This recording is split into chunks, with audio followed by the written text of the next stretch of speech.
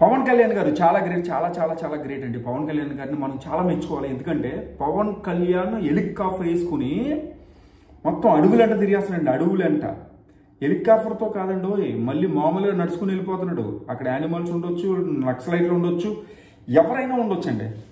So మీరు అది గుర్తుపెట్టుకోండి. అసలు ఎంత గ్రేట్ అండి, రియల్గా గ్రేట్ అండి. అలాంటి ఒక నాయకుడు దొరకటం అనేది మనం అదృష్టంగా భావించాలి. ఆంధ్రప్రదేశ్ ప్రజలు థ్యాంక్స్ చెప్పాలి పవన్ కళ్యాణ్ గారికి. సో అలాంటి పవన్ కళ్యాణ్ మోడీ గారితో ఫ్రెండ్షిప్ ఉండటం, మోడీ గారు చాలా ఇష్టపడటం.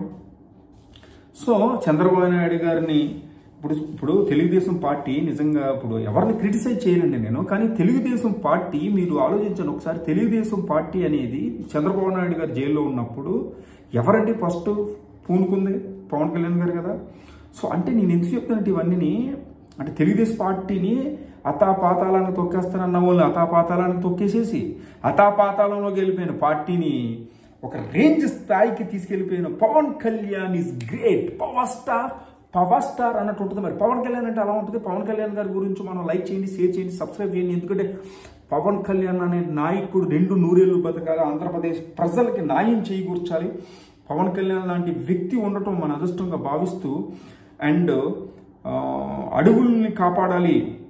చెట్లు కొట్టేస్తున్నారు, ఎర్రచందనం కొట్టేస్తున్నారు. అడవుల్ని కాపాడాలి. అడవులు బాగుంటే ప్రజలు బాగుంటారు, పక్షులు బాగుంటాయి, యానిమల్స్ బాగుంటాయి, అన్నీ బాగుంటాయి. అడవులు బాగుంటేనే కదండి. ఇప్పుడు మనిషి మీరు గుర్తుపెట్టుకోండి, మనిషి ఆక్సిజన్ లేకుండా ఉంటాడంటే ఆక్సిజన్ ఎక్కడి నుంచి వస్తుంది? చెట్ల నుంచి వస్తుంది. సో అందుకని ఆయన శాఖలు తీసుకున్నా కూడా పల్లెటూరుల గురించి అడవి శాఖ ఇవన్నీ ఎందుకు తీసుకున్నాడండి? రూరల్ డెవలప్మెంట్స్ ఎందుకు తీసుకున్నాడు? మీరు ఒకసారి ఆలోచించండి. దానికి కారణం ఏంటంటే దానికి కారణం ఒకటేనండి. ఇప్పుడు దానికి కారణం ఏంటి? ప్రజలకి మంచి చెయ్యాలి, ప్రజల్ని కాపాడాలి, అడవుల్ని కాపాడాలి. పొల్యూషన్ శాఖ తీసుకున్నాడండి. ఇప్పుడు వరకు ఏ రాజకీయ నాయకుడు పొల్యూషన్ శాఖ తీసుకోవడానికి ఇంట్రెస్ట్ చూపించాడా? అడవి శాఖ తీసుకోవడానికి ఏ శాఖలు తీసుకుని వాళ్ళందరూ దోసేయడానికి ప్లాన్ చేశారు తప్ప.